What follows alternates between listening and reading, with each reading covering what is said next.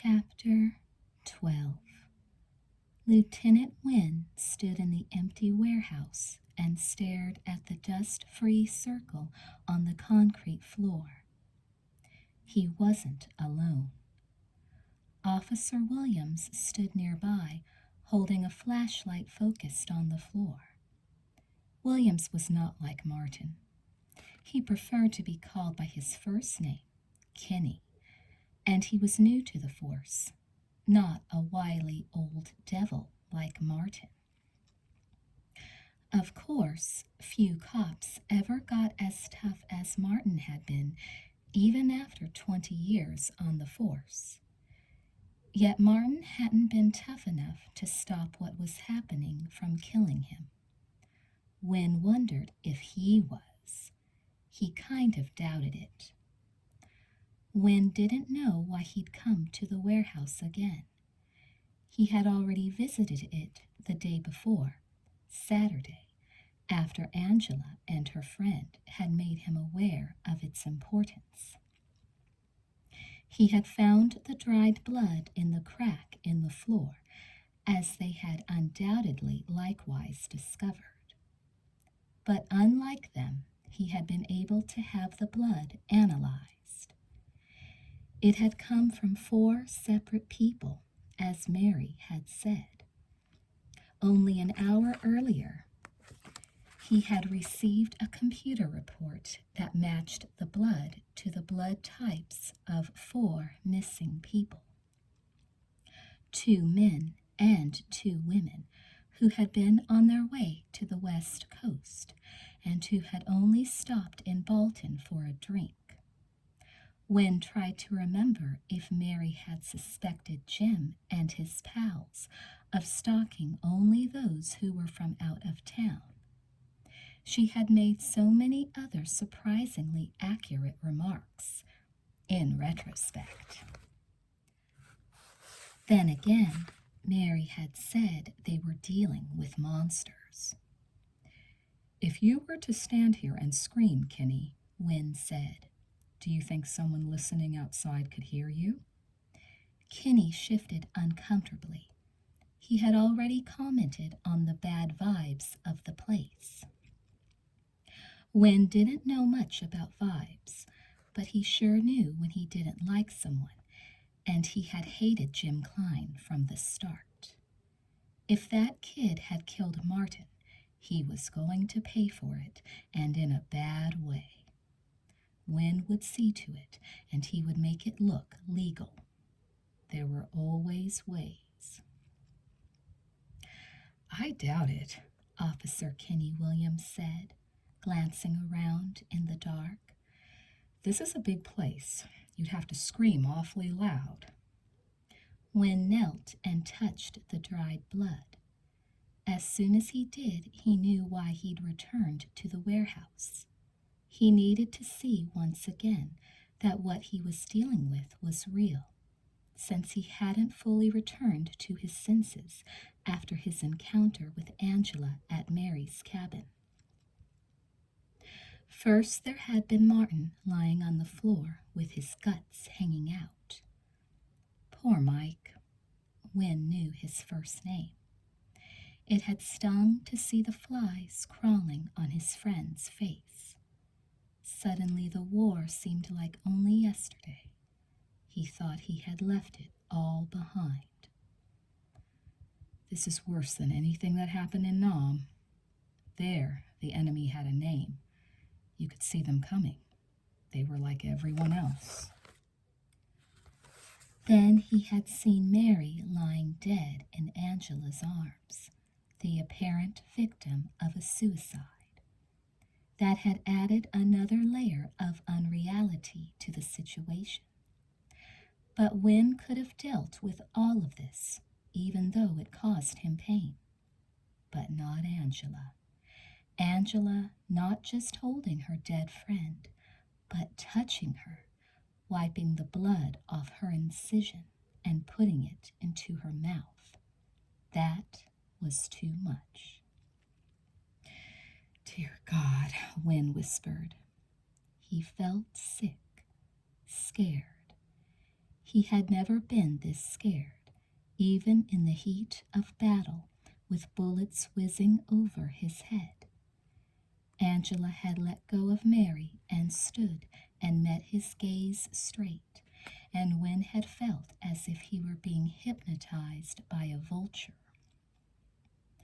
It was unthinkable that he had let her walk away. But then, in that place, there hadn't been a chance in hell he could have stopped her. Quit following me. Let me do what I have to do. By the time you know enough to believe what's happening, you'll already be dead.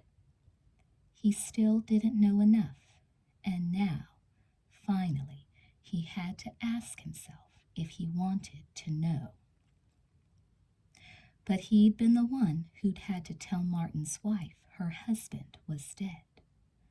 He had done the same thing many times in Nam, and then it had steeled him to go on, to get the job done, to drive off the enemy. Of course, the enemy had kept coming and had finally driven him away. But not this time. He wiped the dried blood off on his pants leg and stood up. He turned to Williams. "The identity of the 4 victims has been established beyond doubt?" he asked. "That's what the FBI says," Williams replied. "How old were they?" "I believe they ranged in age from 22 to 26. "Is the Bureau coming in on this?" Wynne asked. "Not yet," Williams added.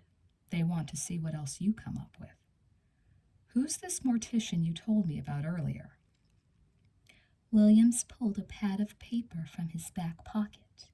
He studied it in the beam of the flashlight. "His name is Kane. He wants to speak to you about the bodies of the boy and the girl Mary Blanc killed last week." "They were buried a few days ago," Wynne said. "I know, and he knows that, but he still wants to speak to you. He says it's urgent. I asked him why, but he insisted on speaking only to you. He said you could get him at work tonight. He's there late." "I hope he won't be working too late in the next few days," Wynne said grimly. He turned toward the warehouse door. "Let's get out of here, Kenny."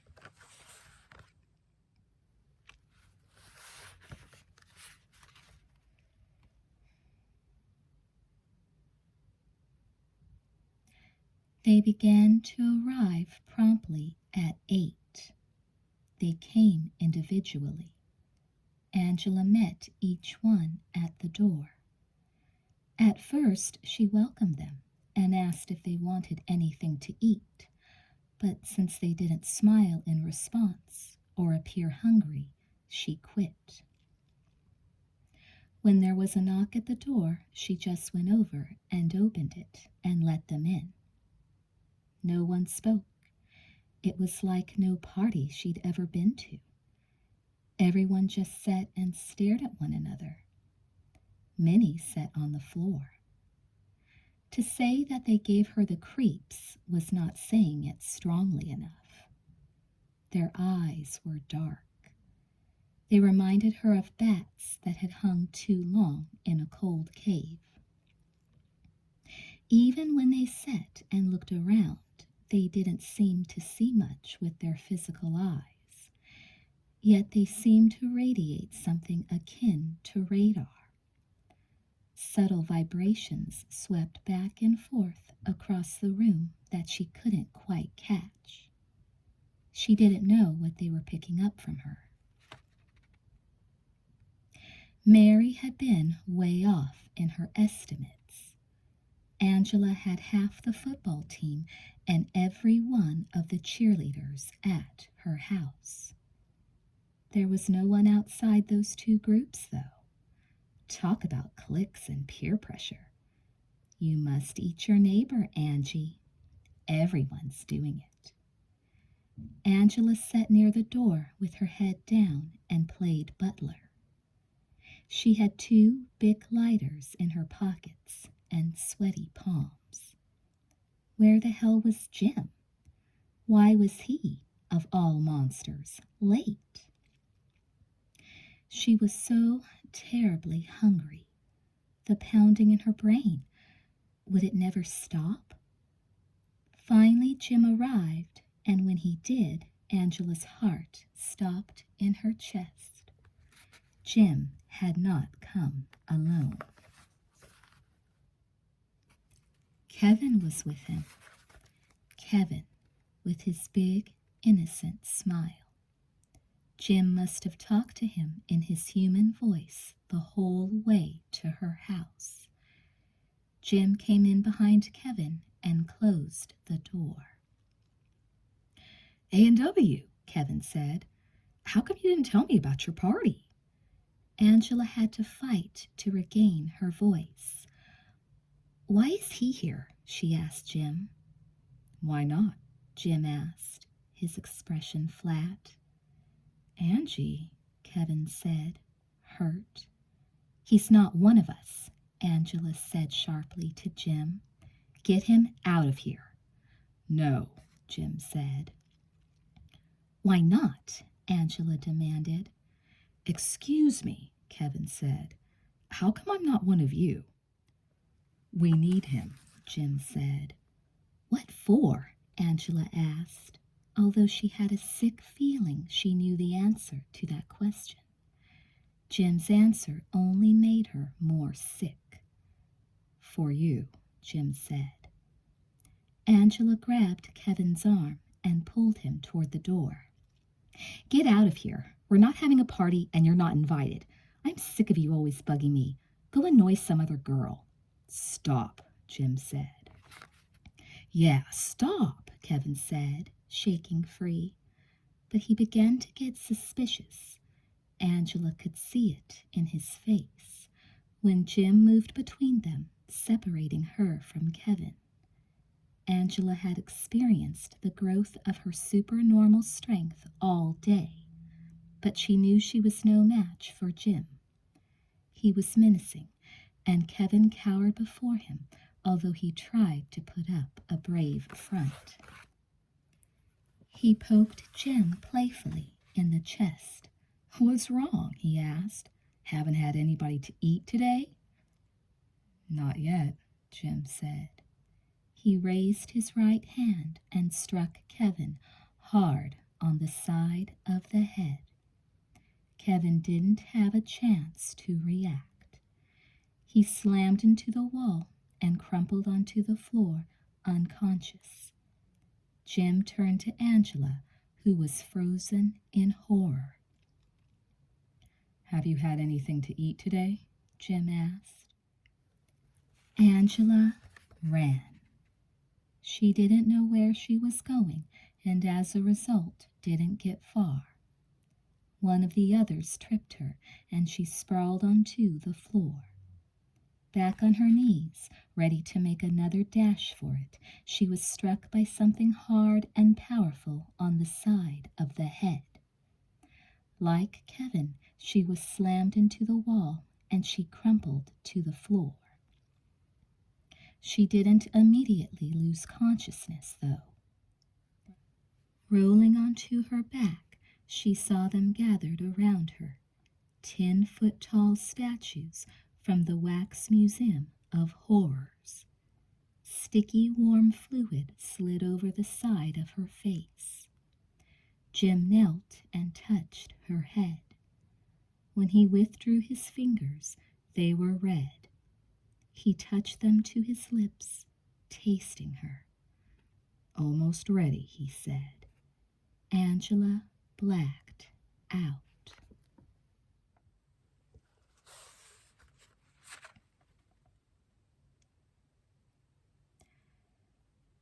Mortician Kane met Lieutenant Wynne at the back door of his establishment. Kane resembled a corpse more than a live man, Wynne thought. The man was elderly, white-haired, with an unnaturally smooth, red face. He had on a thick layer of makeup and smelled heavily of cologne. Better than embalming fluid, Wynne figured. He had big, moist, pale blue eyes. They appeared to be made of glass. Wynne didn't understand how someone could grow up wanting to be a mortician, but he supposed it was good someone had such an inclination. "I'm so happy you could come," Kane said, using both palms to shake Wynne's hand. Wynne had called him a few minutes earlier and told him he was on his way. He was alone because he had told Kinney Williams to go home to his wife and kids. If he could help it, he wasn't going to lose any more men this weekend. "No problem," Wynne said, stepping into the man's laboratory. Twin stainless steel tables glistened beneath harsh white lights. The body of an old lady lay on the far one. She was dressed in a long white wedding dress and had on ruby-colored slippers. Kane had obviously been doing her makeup when he stopped to answer the door. Kane led him past the woman.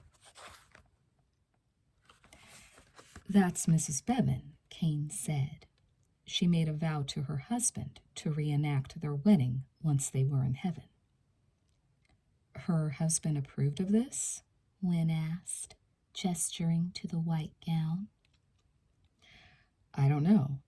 He's dead. He died many years ago." "I see," Wynne said. "What did you want to show me?" "These," Kane said, stopping in front of twin metal containers set on a waist-level table.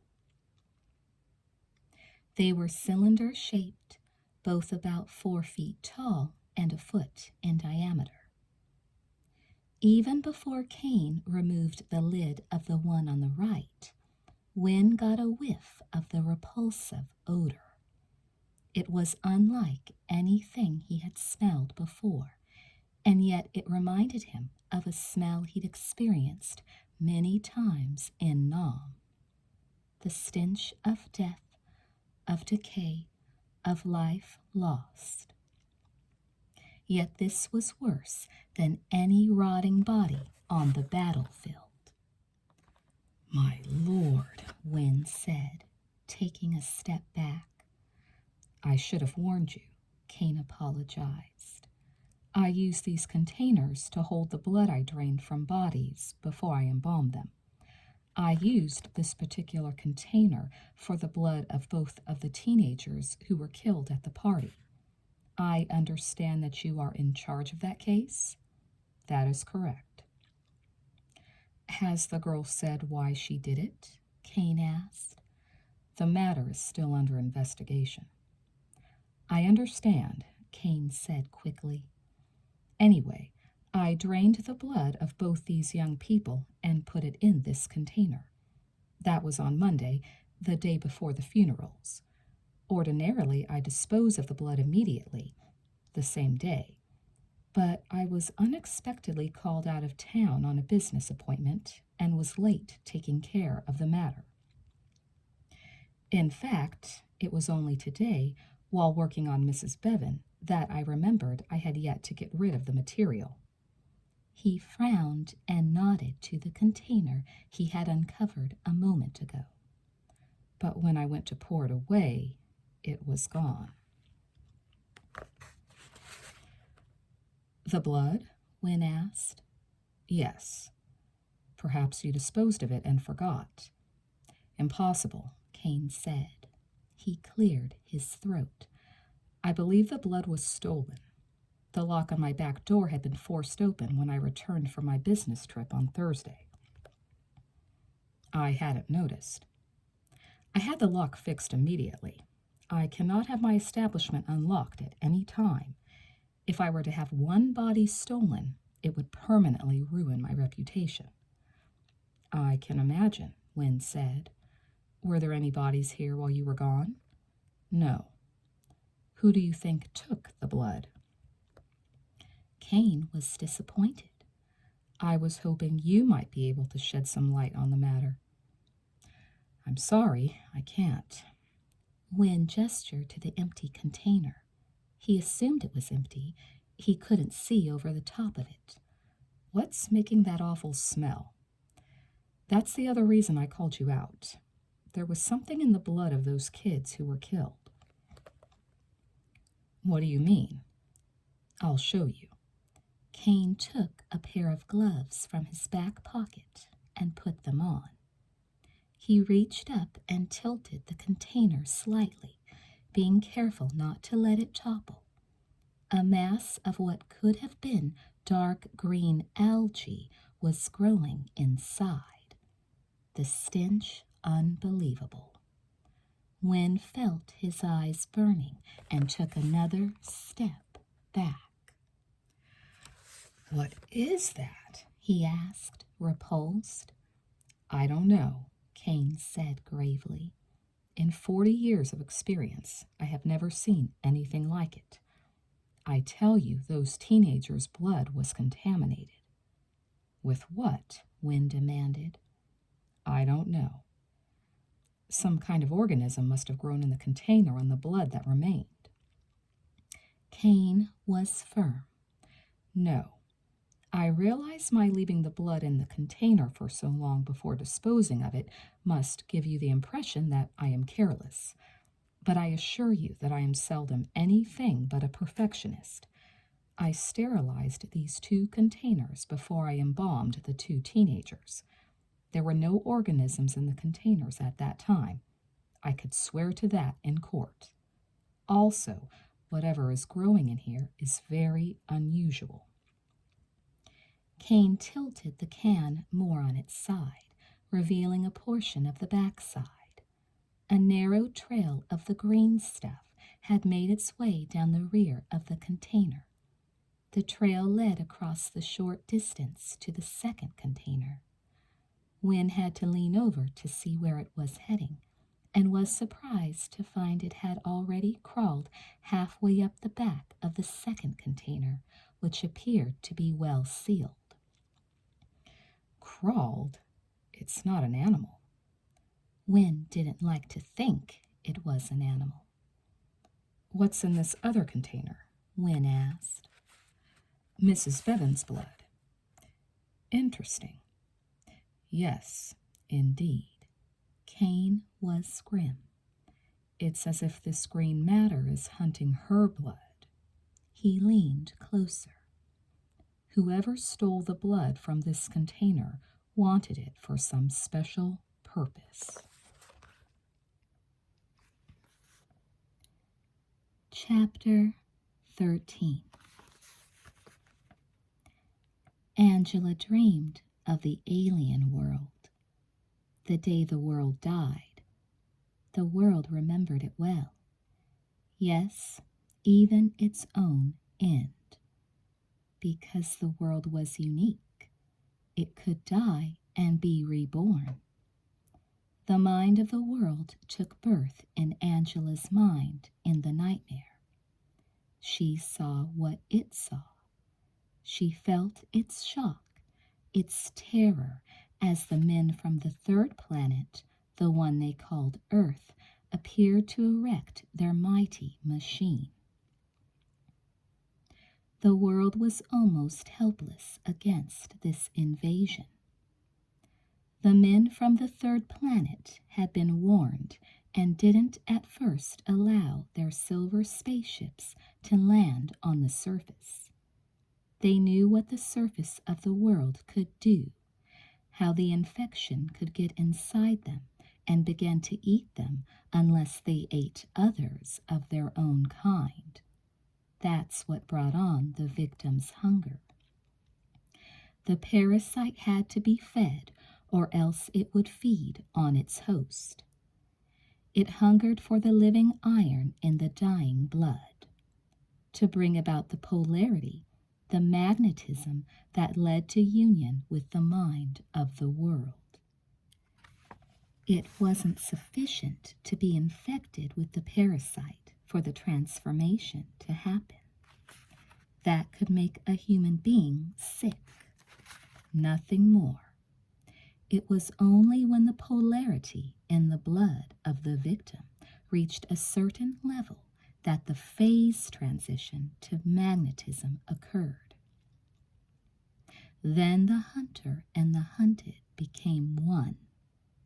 Of course, once a human was fully transformed, he could change others simply with his blood. He would change them rapidly, more rapidly than the water could. He could take over a whole planet with his blood. But these men would not give the world a chance to send its cells into their bodies to start the process. High up in the sky, they sent forth a burst of light that exploded as it touched the world, rending the ground, carving out a crater where not a single one of the world's cells survived. Only then did the spaceships slowly descend into the safe haven of the exploded crater. It was there that they began to erect their machine. The world watched at first. It could do little more until the ones it had converted arrived on the scene. The men worked quickly. The thing they built began to take shape in less than a day. Yet it was not done at the end of the day, and the world waited until the sun had vanished to send forth its hungry legions. They came by the thousands. For eons the world had stored them up in the bowels of its caves. Not just people from the third world, but visitors from faraway stars as well. Changed beings who lived only to eat and serve the will of the world. Once more, the third world men had been warned. They never slept and were able to activate powerful red and green energy beams at the first sign of attack. These rays cut down the world's legions of walking and flying dead. In a short time, there was nothing but millions of twitching limbs surrounding the crater the men had carved for themselves. Many of the limbs, driven by the will of the world, rose on their fingers and toes and wings to try to reach the enemy. But these, too, the men fired upon, and soon there was only smoking ash in place of what had once been the world's great defense. But in the midst of this conflict, one of the men grew careless and stepped beyond the confines of the crater. The world was on him in a moment, pushing its seed into his bloodstream. The man screamed as he was attacked, and the other men were warned. They didn't run to his aid. Instead, they fired their energy beams upon him without mercy. They'd had experience, the world thought. Before the men destroyed their partner, the world got a glimpse of the man's mind and understood that the machine the men were erecting was meant to rupture the crust of the world. It was a gigantic bomb.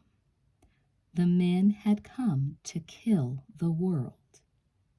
They wished to kill it because the transformed beings the world had sent back to the third planet had all but destroyed the human race.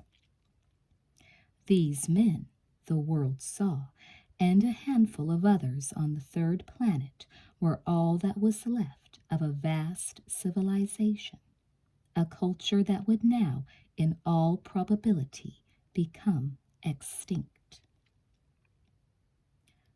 The world didn't know what to do. It could do nothing.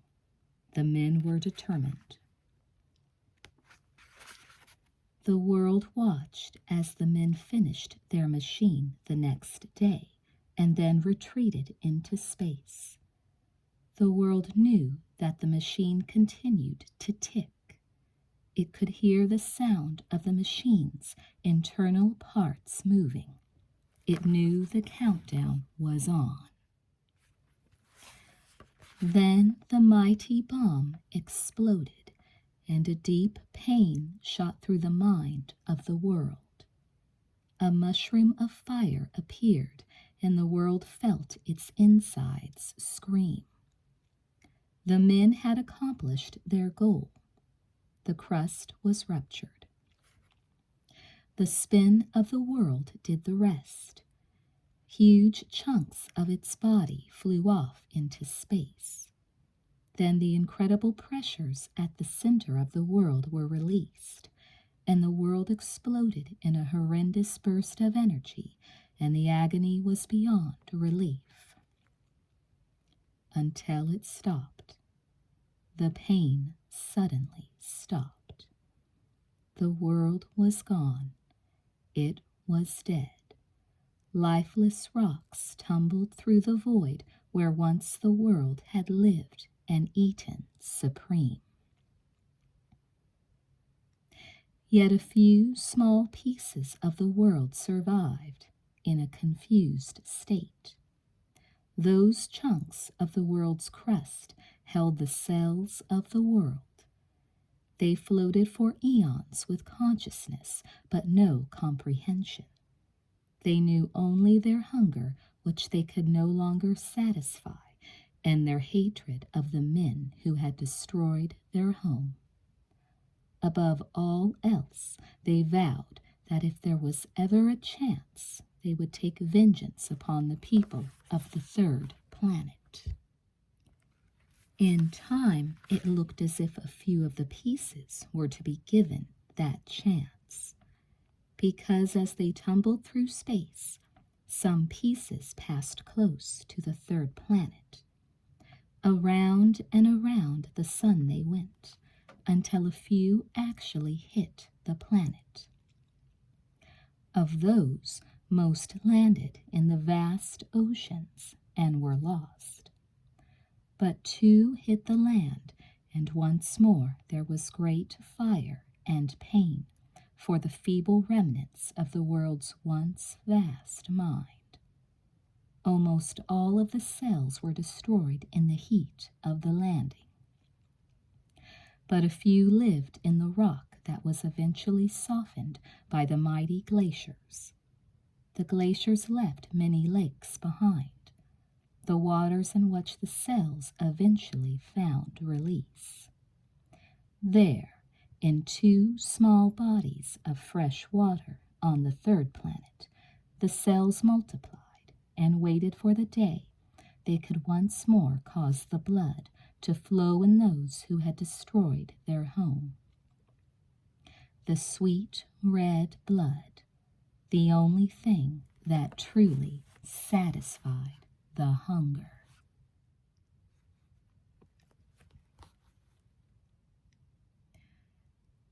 Angie, Kevin said. Angela opened her eyes. She saw the ceiling of the basement, the exposed boards of the floor above, a single bulb burning bright. She smelled blood, the sour taste of copper in the air, and beneath that, the faint aroma of sweet iron. She moved her jaw and heard it crack. Her face was covered with gook.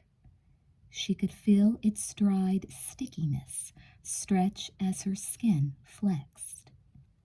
Blood, she thought. An angry heart pounded inside her skull. Every beat brought greater and greater pressure, demanding relief. She tried to sit up, and the pain went off the scale. Ouch, she moaned, squeezing her eyes shut and doubling up. Kevin held her a moment, trying to help her. "Don't get up," he said. "Just sit. We don't have anywhere to go at the moment anyway." She reopened her eyes to see she was sitting in a puddle of blood. It was caked over her face. Her fingers flew up to her head. She had a cut, a bad bruise at the back of her skull, but she couldn't have lost all the blood she was sitting in. She glanced at Kevin. He didn't look that much worse off for Jim's blow, although the left side of his face was puffy. He wasn't soaked in the stuff. What had they done to her? Poured a gallon of blood down her throat while she lay unconscious on her back? She had a horrible taste in her mouth, but it didn't rival the pounding inside her head. Nothing could touch that. She was going to have to eat something soon, or she was going to have to saw the top of her head open.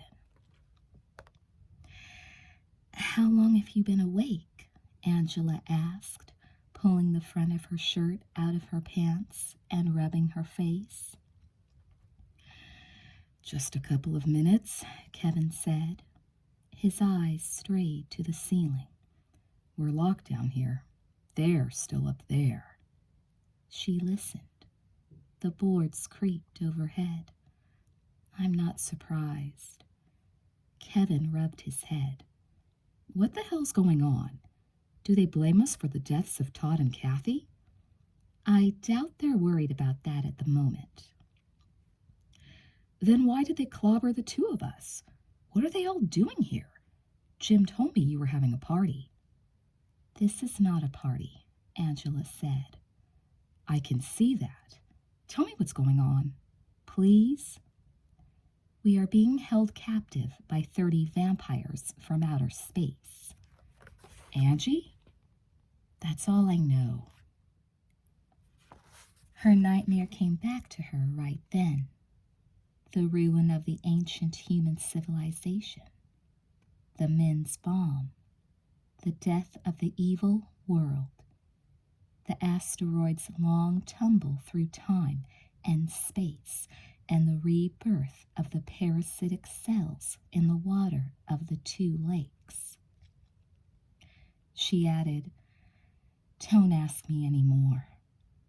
Kevin was impatient. "That's not good enough, Angie."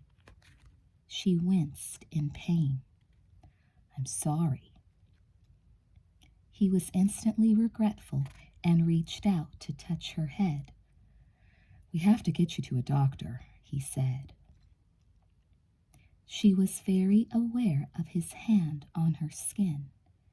It was almost as if each one of the cells in the region where he was making contact had its own unique radar to detect different characteristics of his flesh.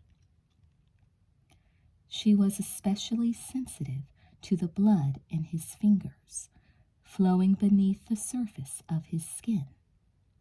Such a frail sheet of skin, that simple layer of humanity that took only moments to peel away. The pounding in her head reached a feverish pitch. She pushed his hand away. "I'm all right," she said, getting up without his help. A wave of dizziness passed through her, but soon she was steady on her feet. The basement had no windows, of course. She knew that without checking. There was only one way out, the door up to the first floor of the house. She strode over to the corner where she had hidden her bottles of gasoline under a big blue plastic tarp. She pulled away the covering. The bottles were still there, but the fuse was gone. She searched in her pockets. They had taken her lighters. "What's in those bottles?" Kevin asked. He was not stupid. The way they were roped together said she was not storing up fresh drinking water. "Gasoline," she said. His eyes widened. "Are they going to blow us up?" "No," she said. "I was going to blow them up." "Why, for God's sakes?" "For the sake of God," she told him. She understood right then that there was no getting away. The best she could hope for was to stop them. It was going to mean that both she and Kevin would die, and that made her sadder than she could bear. But it was the way it had to be. He was watching her with fear in his eyes. "Have you lost your mind?" he asked. "Kevin," she said sadly, "those people up there are evil. Mary was right. They kill others. There's no way to convince the authorities of what they're really like, because for a long time they look like you and me. But they're not like us. They've got something growing in them that they've got to feed, that pushes them to take revenge against all of humanity. There's no way to stop them but to kill them." "You sound as bad as Mary." "Mary's dead," she cried. He was shocked. "What happened?" "They killed her." He tried to hug her. "Angie?" "Stay away," she said, pushing him aside a bit too hard. He almost fell down. She reminded herself how strong she had become. She seemed a lot stronger than she had been when Jim had arrived with Kevin tonight. Had they really poured blood down her throat? Whose blood had it been? Kevin was totally confused.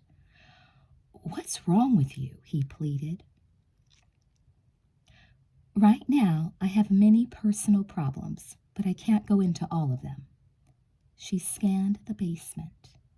There were the concrete walls and one wood-paneled. Her grandfather never finished paneling the room.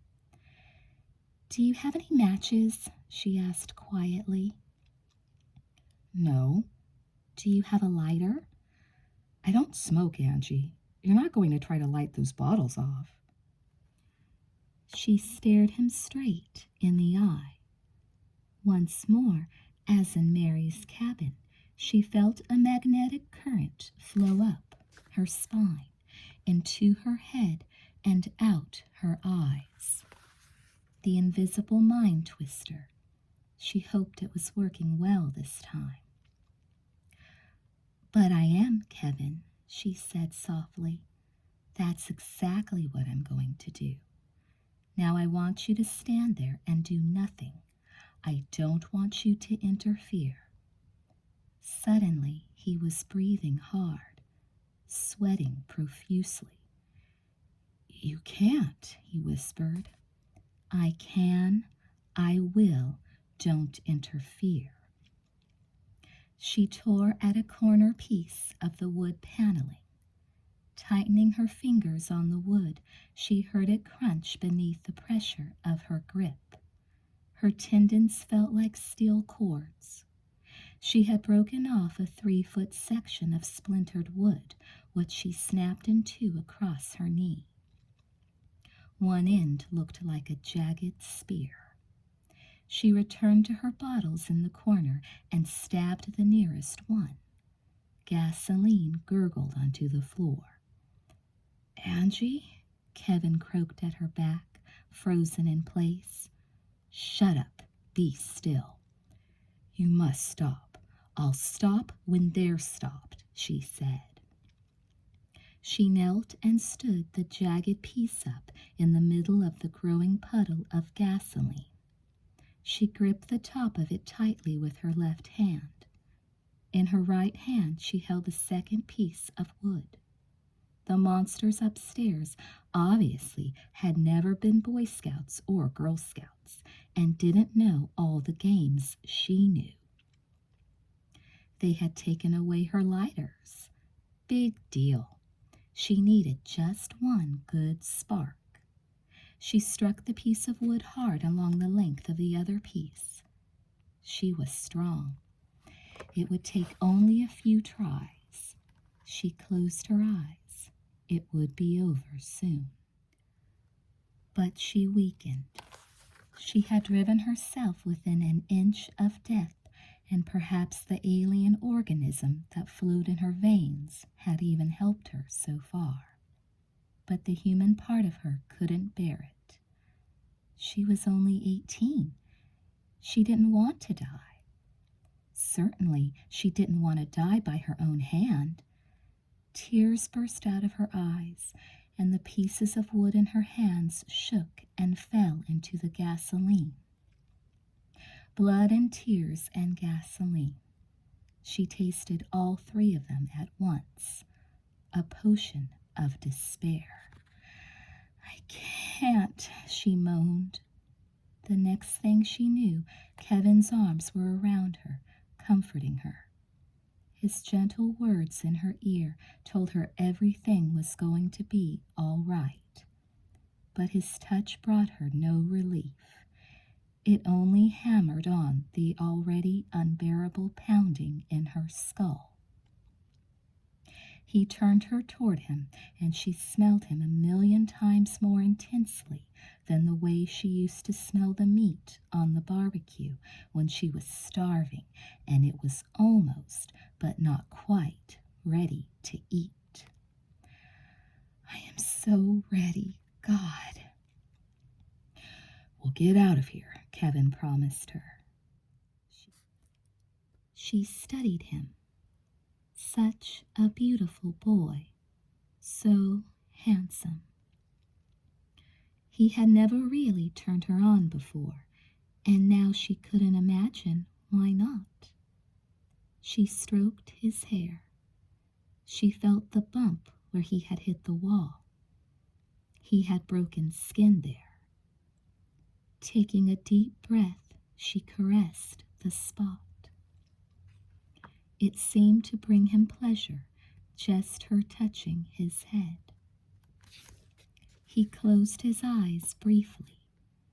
She withdrew the finger and licked it quickly with her tongue. A drop of blood, a pinch of pleasure. She touched his small wound again. She dug into it deeper this time, using her nails. "Ouch," he said, drawing back slightly. His eyes popped open. "I'm sorry," she said quickly. She had more blood on her hands now, but she couldn't lick it with him watching her. He wouldn't approve. He stared at her. "You look different." "You look good." "Really?" "Yeah," she croaked. His eyes were sort of bloodshot. She could count the veins around his irises. She could almost count the veins inside his pupils, the openings into his brain. She felt as if she could just reach out and touch his brain, squeeze it a little. She could make him feel a little better and herself a whole lot better. It was the thought of these little things that seemed to ease the pounding in her head. She really had to stop it from pounding, or else she was going to go mad. "Kiss me," she said suddenly. "What?" "Kiss me." He chuckled. "Angie, we have to get out of here." "I know. Kiss me."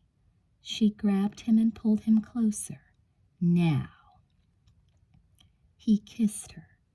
He was not as aggressive as good old Jimmy Boy, but he was sweet nevertheless. He kissed with more style, in a way more flavor. She nibbled on his lip a tiny bit. He tasted just fine in her book. He drew back. He had blood on his mouth. My, where had that come from? It didn't look bad on him. He didn't need to wipe it away, but he did anyhow. You bit me, he said, looking at the back of his hand. I'm sorry, she panted. Did it hurt?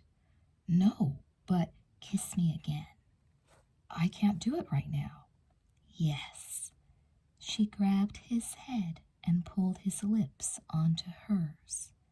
She sucked on them hungrily, and when he tried to pull away, she didn't let him. The pleasure was exquisite, but the more she had, the more she wanted. They were sitting in a puddle of gasoline, but they were fanning the wrong kind of flames. The easy ones that did not require the courage to look death in the face. This she knew. This she remembered.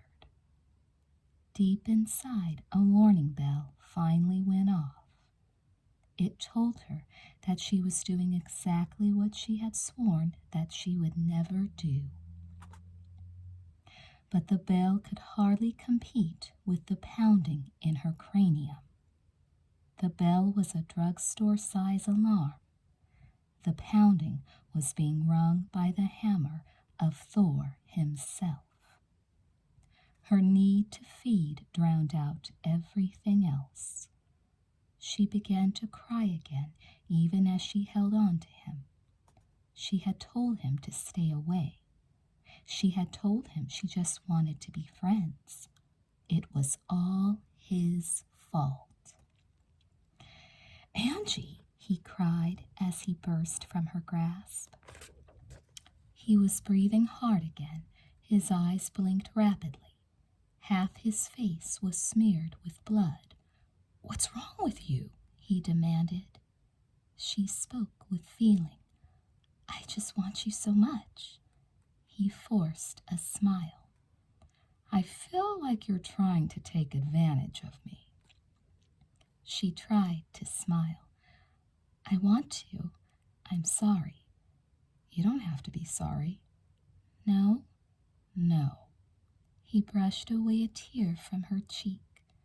You're scared, but everything's going to be all right. I'm going to take care of you.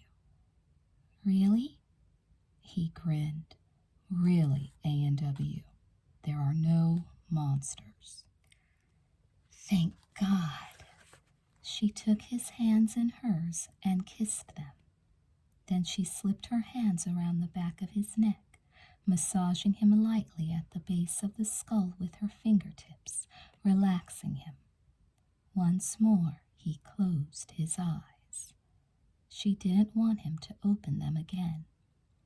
She leaned forward and opened her mouth and kissed him once more, deeper than ever, so deep she felt she was inside him, a part of him, and that he was a part of her. Their two hearts beat inside each other in ecstasy. She wanted them to be that close. It was more than a physical craving.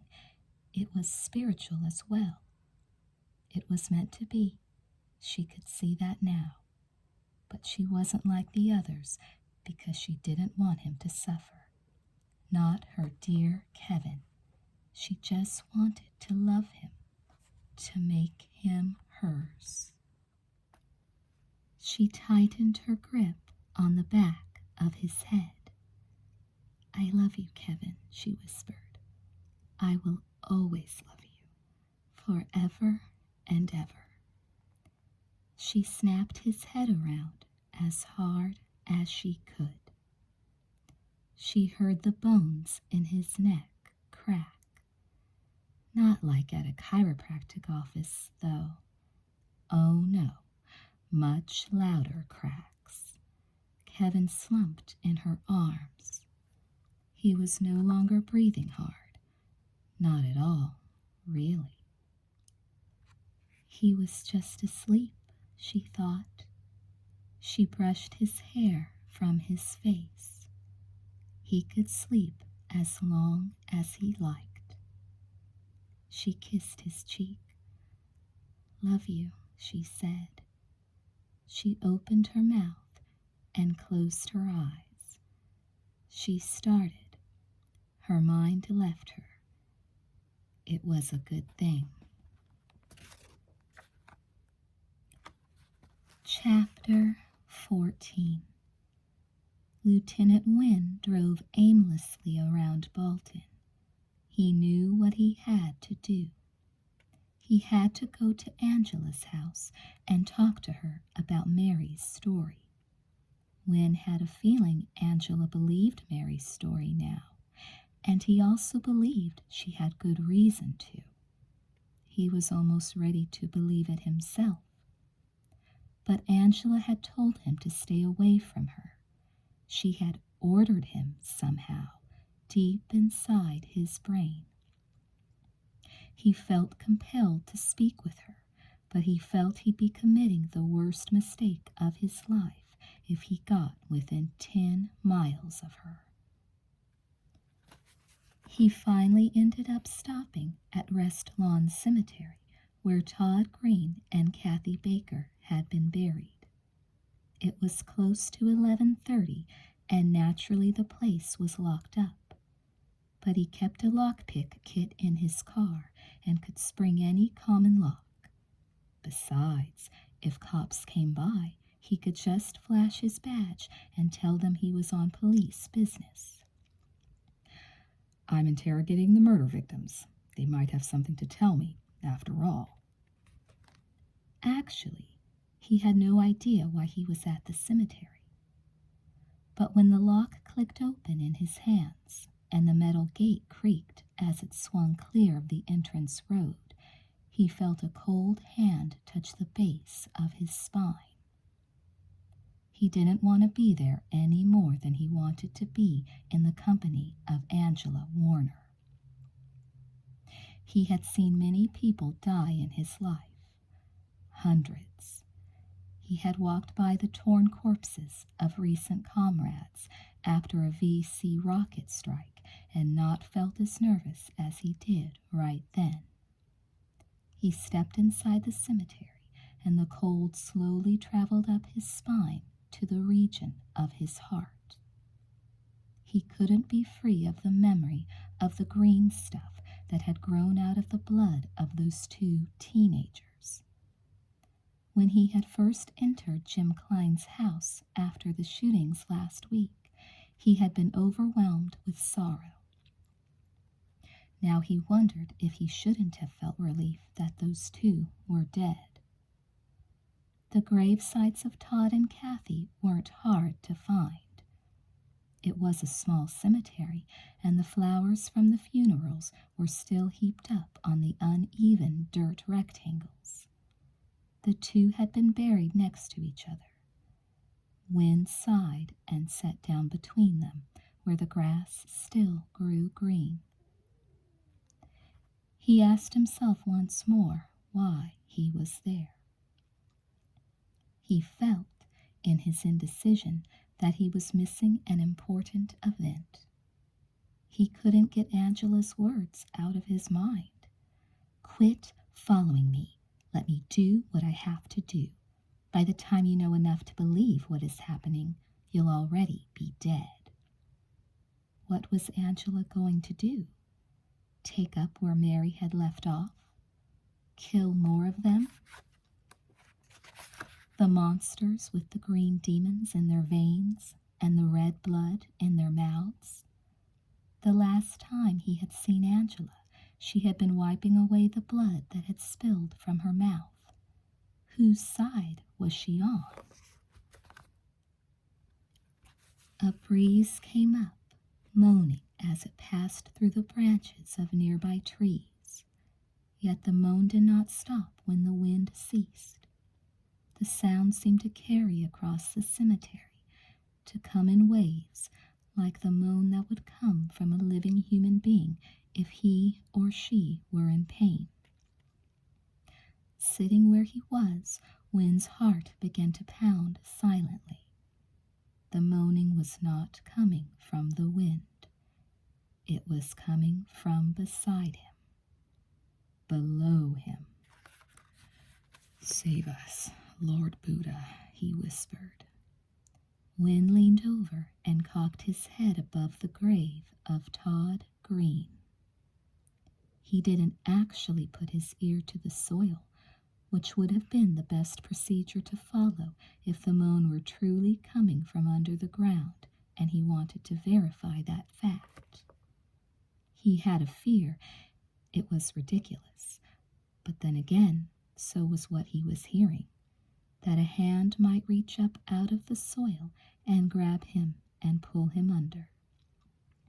Or at least pull off his ear. Tran Quan, that tyrant in his company in Nam, collected the ears of the VC he had killed. Once Wynn had seen him cut off the ears of one of their own dead soldiers. Wynn had always had a thing about losing his own ears. The moaning came again. "Jesus," Wynn whispered. He always called upon both Buddha and Jesus when things got really bad. The groan was coming from far under the ground, like 6 feet under. Wynn told himself that the only thing down there was a box with Todd Green's corpse in it, and that this was not possible. The groan did not sound fully human, though that did nothing to comfort him. Rather, it sounded more like some kind of huge, hungry animal. Wynn leapt to his feet and took 20 quick steps away from the gravesite. There he could no longer hear the sound. That was good. It had never been there to begin with, he thought. He had imagined it. But then Wynn made himself take the 20 steps back to Todd's grave, and he heard the moan again. "Stop!" he screamed at the ground. The moan stopped. Todd's corpse had heard and understood him. Wynn turned and ran to his car. He started the engine and pulled away from the cemetery at high speed. He had to see Angela Warner, human or not. He had to talk to her. He realized he might have to kill her. If she could still be killed. Chapter 15. They opened the door to the basement near the time she finished feeding. For some reason, the light in the basement had failed, and she had had to satisfy her hunger in darkness. The shaft of light from upstairs stung her eyes. They were up there.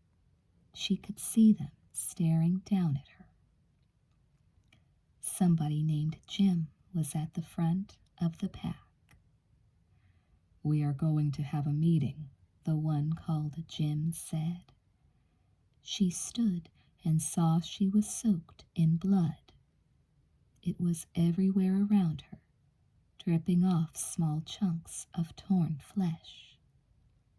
She couldn't remember exactly where it had come from, but it had been good, the blood and the flesh. She could also remember the pounding in her head, but that had stopped, which was also good. The pounding had been painful. She walked to the steps. "I will come to your meeting," she said. "Clean up first," the one named Jim said. "I will clean up first," she said. She went up the stairs and then up another flight to a room she recognized. It was called Bedroom, and it belonged to a human called Angela Warner. She knew Angela. She was Angela. She was that body. It was the body and the clothes on the body that had to be cleaned up. She was alone in the room, but knew what to do. It was called shower, what she could do in the place called shower. That was in the bathroom, which was over there. She understood these things, sort of. First, the blood had to come off. The water came out warm, and it reminded her of the blood. She did not need any blood right now, but knew she'd need some later. The need would always be there, but as long as there was blood, the painful pounding would stay away. The meeting could be about finding more blood. When she was clean, she'd go to the meeting. The water washed away the blood. When she stepped out of the shower, she saw a thing called robe. Angela Warner would put on the robe after shower, so she put on the robe.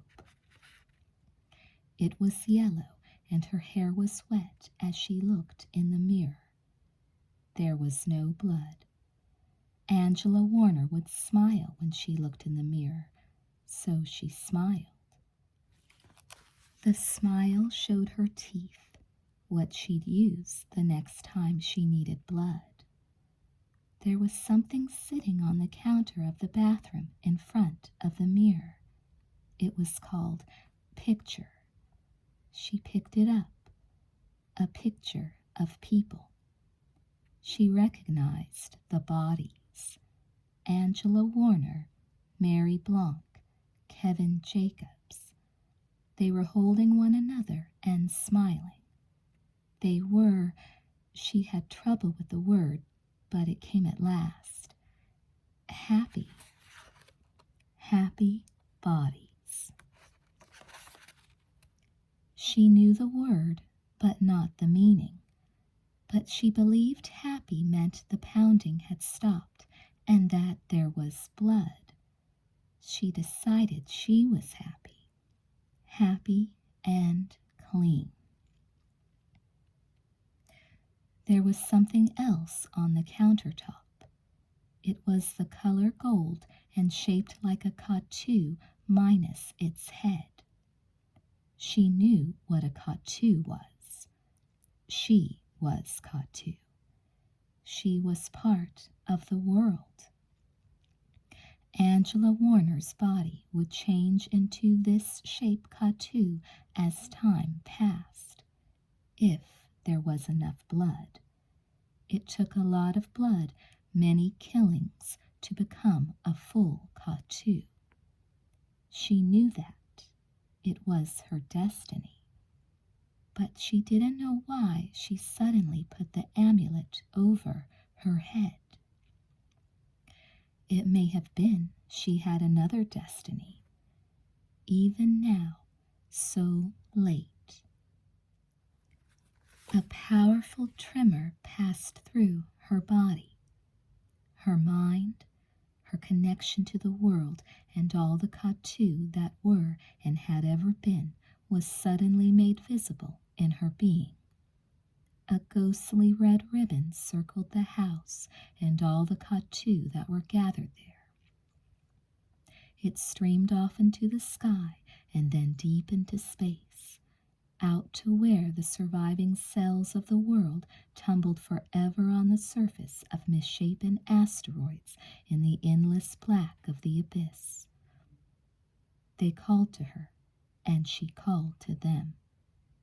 They desperately wanted her to stay a part of them and bring the flow of blood among the enemy that had destroyed the world. But something else also called, in a voice that belonged to the body alone. It was the voice of Angela Warner's thoughts. It was the sound of Angela's heart beating deep inside the body, pounding, not like the pain in the head when the blood was not available, but throbbing with the feelings of the enemy. But who was the enemy? Who had invaded whom? They invaded us. Us, humans. The red ribbon turned a ghastly purple and began to dissolve along the endless road back to Earth. Then it suddenly snapped, and Angela drew in a sharp breath. Yes, Angela Warner. She remembered who she was, what she was. Not Katu, not even with the horrors she had committed. She was human. She was not the enemy. They were evil. Kevin, she whispered. Tears formed in her eyes. She saw them in the mirror, but she didn't allow them to flow onto her cheeks. Kevin was dead. She couldn't worry about him now. She couldn't think about what she had done to him, or she'd go insane before she could finish her job. But that was easier to say than do. Nausea swept over her, and she turned to the toilet and vomited red junk that made her keep vomiting until there was nothing left in her guts. She hoped to God there was nothing left. Kevin, she cried softly. The pounding began to throb inside her brain.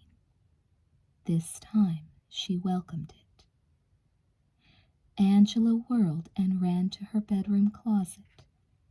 Earlier she'd had trouble tying the smaller bottles of gasoline in a circle with the other 5-gallon bottles. She had finally decided not to put all her eggs in one basket. She had stacked her 8 2.5-gallon bottles behind the clothes in her closet.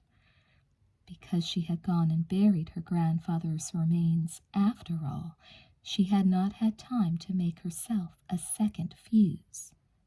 Her second basket was a last resort bomb. She had figured if she had to light it, she would probably be going up with it. The bottles of gasoline were where she had left them. It was past the time for last resorts, she decided. Angela closed the closet door and began to rifle through her desk for a lighter. Luck was with her. She found a bag holding 3 new ones, red, white, and blue, a choice of colors. Ripping open the plastic, she grabbed the red one. The plastic. The dog was standing on the balcony, peering in through the screen door with fear in her eyes. If she blew up the house, Angela thought, she would kill plastic. A small price to pay for the safety of the human race, to be sure, but she already felt bad for what she had earlier done to the dog. She hurried to the screen door and quietly opened it. Plastic was forgiving. The dog immediately began to lick Angela's hands and whimper as Angela knelt beside her. Shh, Angela said softly. You can't stay here. You have to go swim. She pointed. Jump in the water. Go swim. That a girl. Go, Plastic.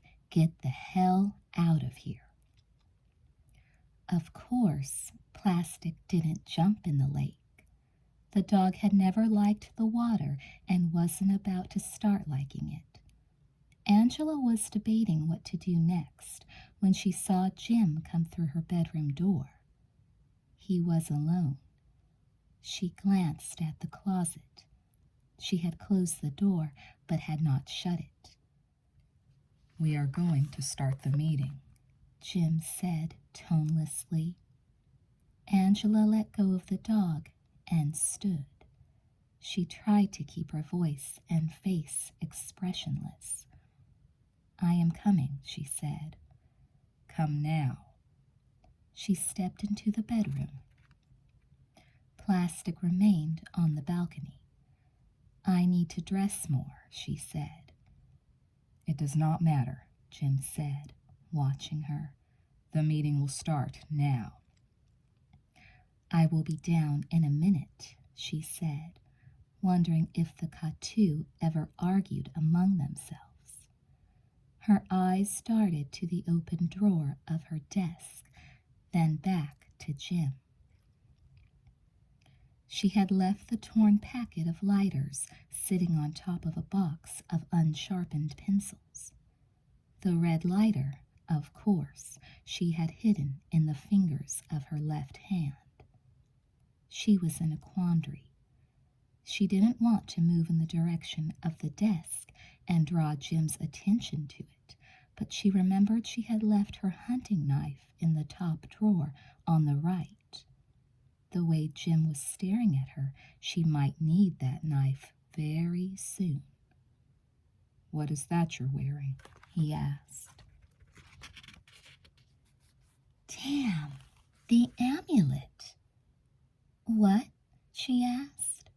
She could feel the gold chain around her neck and didn't have to lower her eyes to look at the amulet. She began to edge toward the desk. "What is that you're wearing around your neck?" he repeated.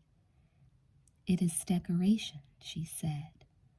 Another step toward the desk. Jim turned his whole body to follow her.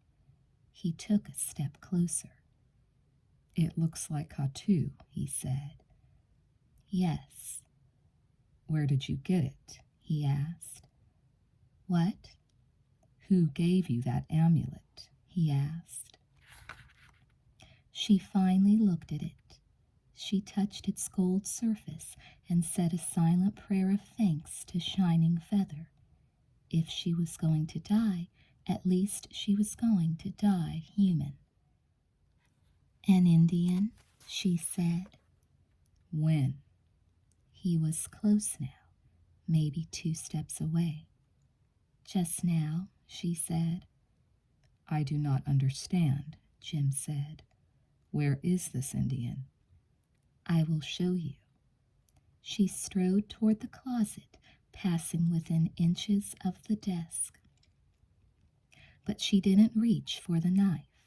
Not yet. "One hand on the door of the closet," she said. "He is hiding in here." Jim quickly stepped by her and threw open the door of the closet. In that same moment, Angela took a step back, pulled open the desk drawer, and grabbed the knife with her right hand. The stacked bottles of gasoline had distracted Jim just enough for her to accomplish that small maneuver. But Jim had ears. He had reflexes. He was whirling to confront her when she snapped back the knife and stabbed the razor-sharp blade into the side of his neck. "Help!" he shouted as a fountain of blood erupted over his shoulder. The blood was darker than it should have been. It had a distinct green tinge to it. She had lost the knife in her attack. He reached up with both hands to pull it free as he staggered back a step. She lashed out with her foot, with every bit of her newfound strength, and caught him directly in the balls. He grunted and bent over, and the blood from his neck dripped onto the floor. "Bastard!" she swore. She ran to the bedroom door and slammed it shut. They were already coming up the stairs. She twisted the lock into place. She did not think that it would hold them long, and she was right. Their first blow on the door brought the sound of splintering wood. Angela hurried back to the closet. She had to jump over Jim in the process. He had fallen to the floor. He feebly reached up to grab her leg, but failed. He was swiftly losing strength. His blood formed a pool around him, and she briefly wondered how many poor souls' blood had gone into his veins to make that weird puddle. "Help!" he gasped. The door shook again. They would be inside in seconds. Angela opened the closet door and grabbed the top bottle of gasoline. She dropped it on the floor in front of her, jumped in the air, and landed on it with both feet. The plastic walls burst. The gasoline spilled over the floor of the bedroom and the closet, around the stack of plastic bottles. The fuel also splattered the hem of her robe. She whipped up her left hand and flipped her Bic. The orange flame glowed like a tiny sun in her eyes. She looked down at Jim. He was watching her. "You waited 100,000 years for revenge," she said. "You wasted your time. You're goners. You're just a bunch of dead heads from a dead world." She paused and smiled wickedly. "I hope you feel pain when you die." With that, Angela leaned over and lit the edge of the puddle of gasoline. It caught immediately. The flames raced into the closet and engulfed her wardrobe and the bottles of gasoline. Her robe had also caught fire, but she didn't stop to try to put it out. Her bedroom door lurched. A huge chunk of wood came smashing in behind the power of an angry fist. Angela turned and ran toward the door to the balcony. It was fortunate she had left the door open. Angela had scarcely crossed the threshold to the outside when two things happened almost simultaneously. The bedroom door burst open, and the front ranks of the gang of vampires barged in. They had only a split second to survey their fallen leader and the fire in the closet before her alternative bomb exploded. Angela experienced the shock wave as the slap of a giant's unforgiving hand, a slap that literally swept her off her feet and off the balcony. She was immediately blinded by the brilliant light, but this was a hand that could strike more than once. A second shock wave hit her as she hovered above the lake. At the back of her mind, she registered the fact that the power of the explosion upstairs had been sufficient to burst through to the basement and ignite the larger bomb. All 60 gallons had gone up. Phew. Then a third shock wave hit her, and this one made the other two puny by comparison. She was in the sky, flying toward the moon, anywhere but toward the asteroid belt, and she still understood what had happened. The propane tank had blown. No one, she thought, nothing could have survived that.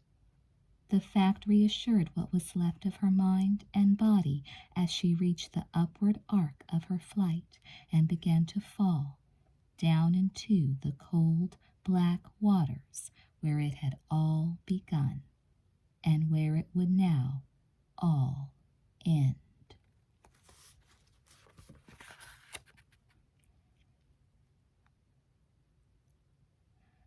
Lieutenant Wynne was 200 yards from Angela Warner's house when it exploded. First the top blew off, then a geyser erupted from deep inside, and finally the white tank beside the house went up like a miniature atomic bomb. a mushroom cloud of fire reached for the stars. Wynne immediately pulled over to the side of the road. He thought he glimpsed a figure on fire, kicking and yelling as it flew out over the lake. But then he blinked and the figure was gone, and he didn't hear a splash. Had he imagined it?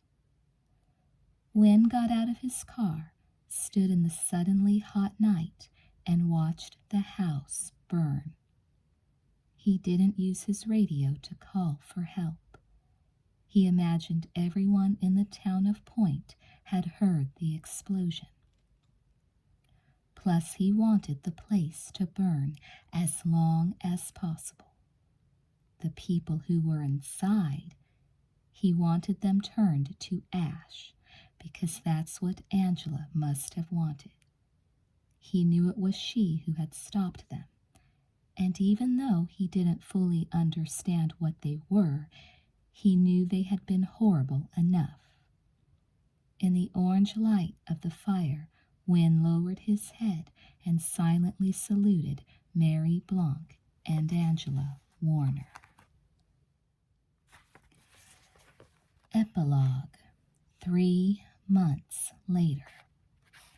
Lieutenant Wynne walked the shore of Point Lake, not far from where Angela Warner's house had stood. Although the fire had been before the winter had come and the snow had fallen, there were still signs of that horrible night to be found. The snow had covered most of what remained of the charred wood, but the black skeleton of a support beam still stuck up through the white blanket, and a few boards from the balcony balanced precariously on the stilts of scarred wood that wouldn't stand the next strong windstorm. Wynne made no effort to get too close to the house, however. It might have been a place of triumph, he still believed that, but it held unpleasant memories for him. He had been present when the bodies of the 32 Point High students had been removed from the wreckage. Of course, they had not known then that there had been 32 people at Angela's house when it blew. There had not been a single intact corpse. But there were experts for every task in the world, even the gruesome ones. And maybe Mortician Kane had come to lend a hand. In any case, the burnt remains had been gathered, and the teenagers had been numbered and identified, mostly using dental records. Jim Klein, Larry Zurer, Carol McFarland, the list went on and on. Wynne had been surprised and saddened to discover Kevin Jacobs had also been killed. According to the experts, he had been the only one in the basement when the explosion occurred. There had not been enough of him left to bury. No remains had been found of Angela Warner, though. Not even in the water. Wynne had made them search there. "Don't, girl," Wynne called to his dog. She had belonged to Angela and her grandfather. Wynne had found her wandering around the night of the blow-up, soaking wet and deaf. The dog had yet to regain all its hearing. Kids at the school, classmates of Angela's, had told her the dog's name was Plastic. Wynne called her that sometimes. "Don't get oil on your paws," he said. "Stay away from the water." Wynne had come to say goodbye to the area. He was moving to California. Many people were leaving. Point was quickly becoming a ghost town. The trauma from the deaths of so many kids had shattered families beyond repair. They couldn't bear to live and breathe in the same place that had brought them so much grief. Then there was the strange story of the oil spill.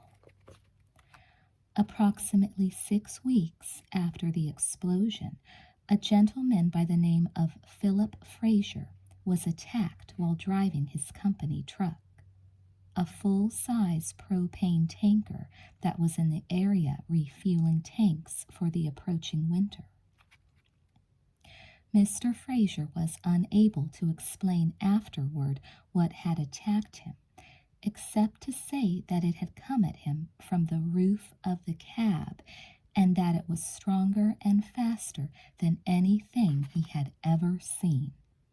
In fact, he said it was so fast he didn't even see it.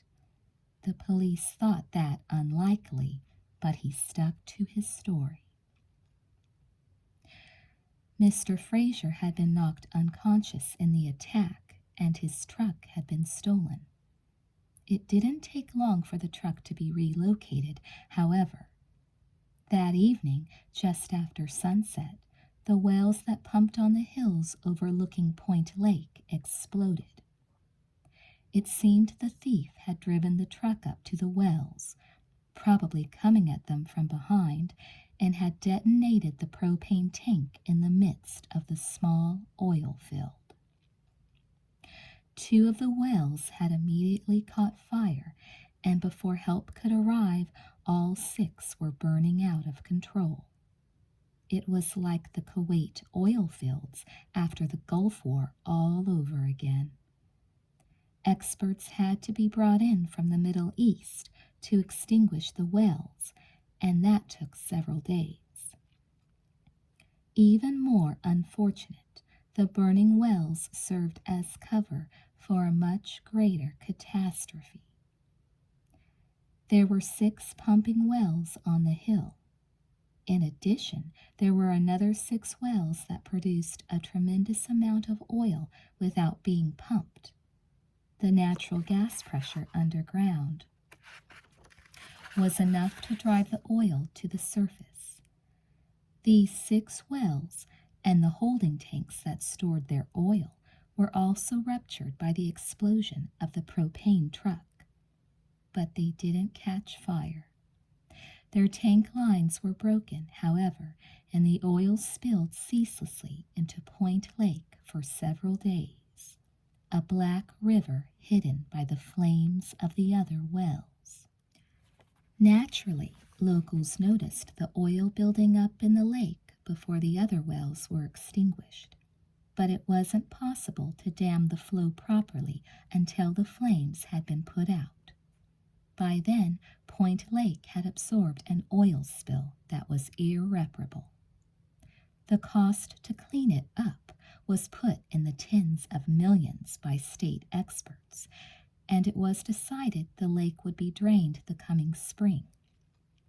Drained and covered over.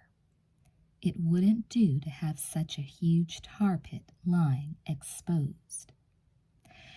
So Point was a dead town.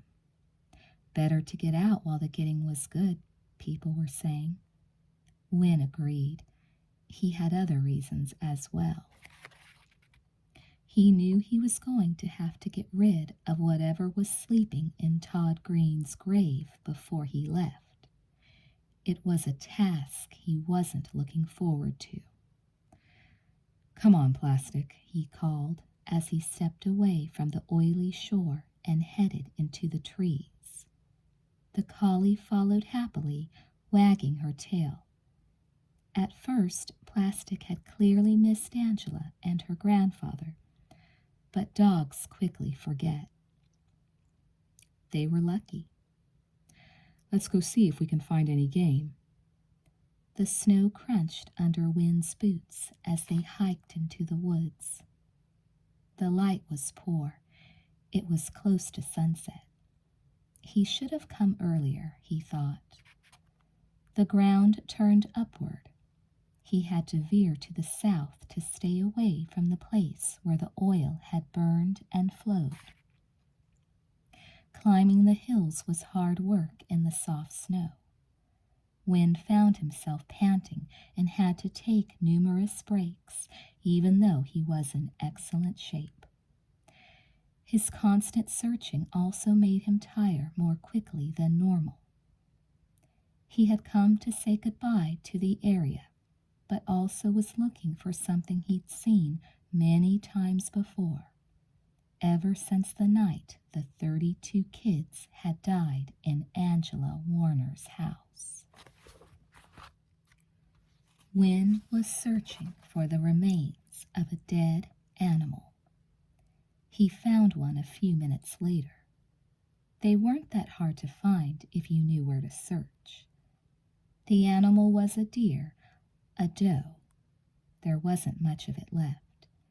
It had been completely gutted by what appeared to be a combination of teeth and knives. Bright red blood soaked into the surrounding snow. The vacant eyes of the deer stared up at him. He doubted the animal had even gotten a glimpse of what had killed it. Wynne had believed Philip Fraser's story. "No, girl," Wynne snapped as Plastic tried to lick the blood. "That's bad stuff. Stay away from it. Make you very sick." The dog peered up at him quizzically for a moment, then appeared to understand. She turned to chase after something else. Suddenly the collie froze, its tail going straight up. But the dog did not raise it as a prelude to attack. Plastic whimpered softly. She was terrified. "What is it, girl?" Wynne whispered. He searched the woods but saw nothing. Nevertheless, a film of sweat began to gather on his skin beneath his woolen shirt. He remembered the coldness in Jim Klein's eyes, Angela licking Mary's blood, the stink of the green fungus in Kane's laboratory, the groan under the ground in Rest Lawn Cemetery. A collage of the unexplainable floated on the still air, mixed with the smell of evil. He remembered his glimpse of the burning figure being blasted out over the cold water when the house had exploded. No remains of Angela Warner. No one seemed to know where she had gone. Wynne glanced down at the empty eye of the doe. This was the 10th animal he had discovered eviscerated in these woods in the last 6 weeks. All these memories, they made him ask himself questions. What was out there? What was watching him? Something. Then, an even more important question. Why had he come to these woods so close to dark? Foolish. Wynne turned back to the lake, back the way he had come. He put a hand on the gun under his coat. It was a futile gesture. He knew he wouldn't have time to use it if he needed to. He called to Angela's dog. "Let's get out of here, girl," he said.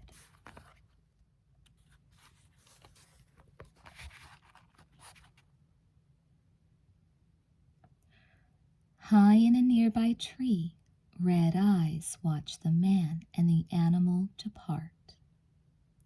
The mind behind the eyes was tempted. For a moment it considered attacking, swooping down from its branch and taking what it wished. But it hesitated. It had just eaten. It was not overly hungry.